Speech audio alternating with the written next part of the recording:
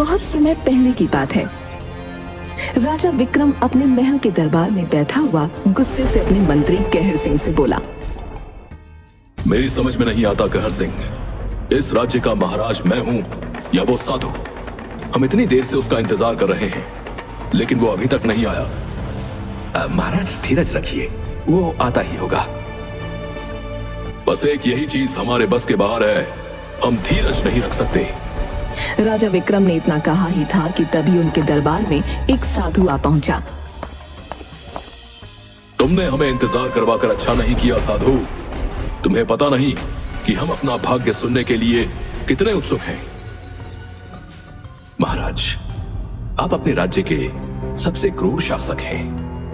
आपके अत्याचार से आपकी प्रजा बहुत ज्यादा पीड़ित है और एक अत्याचारी राज्य का भाग्य अच्छा नहीं होता।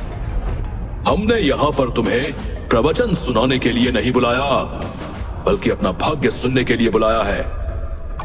मंत्री कहर सिंह ने हमें बताया कि तुम चेहरा देखकर इंसान का भाग्य बता देते हो। मैं इस संसार का सबसे शक्तिशाली राजा बनना चाहता हूं। बताओ, क्या ये मेरे भाग्य में है? साधु राजा विक्रम के चेहरे को देखकर बहुत रहस्यमयी अंदाज में बोला, महाराज, आपके भाग्य में आपके पुत्र के हाथों ही मरना लिखा है और भाग्य को कोई नहीं बदल सकता। यही आपकी तकदीर है। ये सुनकर राजा विक्रम सिंह पूरी तरह से आवेश में आ गया और तुरंत तलवार निकालता हुआ साधु की ओर देखकर बोला, यहाँ आने से पहले एक बार अपना भाग्य भी देख लेते कि तुम्हारे भाग्य में मेरे ही हाथों मरना लिखा है। महाराज, मैंने अपना भाग्य भी देखा है। मेरी मृत्यु तुम्हारे जैसे अत्याचारी राजा के हाथों नहीं लिखी। इतना बोलकर साधु रंग बिरंगी किरणों के साथ वहां से गायब हो गया। आखिर वो साधु गायब कहाँ हो गया? राजा विक्रम ने इतना कहा था कि तभी एक सैनिक वहां दौड़ते हुए आकर बोला, महाराज, गजब हो गया महाराज।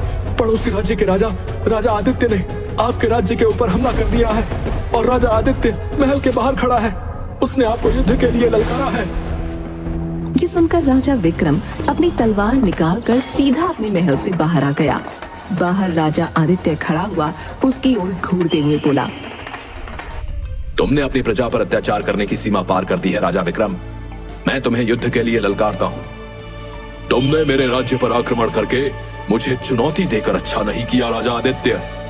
मैं तुम्हें युद्ध में हराकर तुम्हारे सारे परिवार को समाप्त कर दूंगा। कुछ देर में राजा आदित्य और राजा विक्रम के बीच भयंकर युद्ध छिड़ गया, मगर राजा आदित्य राजा विक्रम के हाथों मारा गया। राजा विक्रम अपने सैनिकों की ओर देखकर बोला, जाओ, जाकर राजा आदित्य के राज्य में ऐलान कर दो कि उनका राजा मेरे हाथों मारा गया।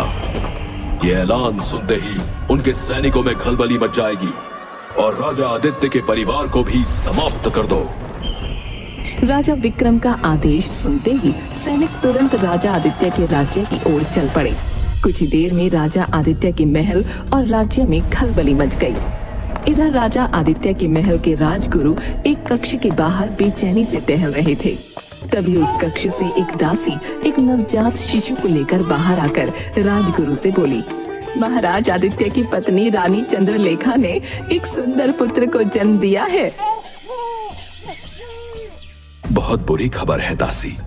राजा आदित्य अपने पड़ोसी राज्य के राजा विक्रम के हाथों मारे गए। हमें महारानी और उसके पुत्र को महल से सुरक्षित निकालना होगा। कुछ ही देर में राजा विक्रम के सैनिक महल में घुसकर तबाही मचा देंगे और मुझे शक है कि वो महारानी चंद्रलेखा और उनके पुत्र को भी मार देंगे। राजगुरु ने इतना कहा ही था कि तभी राजा विक्रम के 2 सैनिक वहां आ पहुंचे। एक सैनिक दूसरे सैनिक से बोला, लगता है ये राजा विक्रम का पुत्र है। इसे तुरंत दासी के हाथ से छीन लो। तुमने सही कहा सैनिक, हमें पहले से ही इस बात की सूचना थी कि राजा आदित्य की पत्नी रानी चंद्रलेखा गर्भवती थी। एक सैनिक ने तुरंत दासी के हाथ से चंद्रलेखा के पुत्र को छीन लिया। राजगुरु और दासी को समाप्त कर दो। दूसरे सैनिक ने तुरंत दासी के ऊपर हमला कर दिया। राजगुरु तुरंत कक्ष के अंदर घुस गए और अंदर से कक्ष की कुंडी लगा दी और रानी चंद्रलेखा की ओर देखकर बोले, महारानी, आपके पुत्र को राजा विक्रम के सैनिकों ने छीन लिया है और राजा विक्रम ने आपके पति राजा आदित्य को भी मार दिया है। ये आप क्या कह रहे हैं राजगुरु? मैं बिल्कुल सही कह रहा हूँ महारानी। समय कम है। आप जिस कक्ष में हैं, उस कक्ष से एक गुप्त रास्ता भी है जो महल से जंगल में निकलता है। मैं आपको उस गुप्त रास्ते से महल के बाहर सुरक्षित ले जाऊंगा। राजा विक्रम एक क्रूर राजा है। उसने मेरे पति को मार दिया और मुझे विश्वास है कि वो मेरे पुत्र को भी मार देगा। तो अब मैं जीकर क्या करूंगी? नहीं महारानी चंद्रलेखा, हिम्मत मत हारिए। मत भूलिए कि आपको अपने पति की मौत का बदला भी लेना है। राजगुरु रानी चंद्रलेखा को तुरंत उस कक्ष के गुप्त रास्ते से बाहर ले गए। वो रास्ता जंगल की ओर खुलता था। इधर वो दोनों सैनिक रानी चंद्रलेखा के नवजात शिशु को एक जंगल की ओर ले गए। एक सैनिक दूसरे सैनिक से बोला, अब इसका क्या करें? करना क्या है, इसे यही जंगल में फेंक देते हैं, अपने आप मर जाएगा।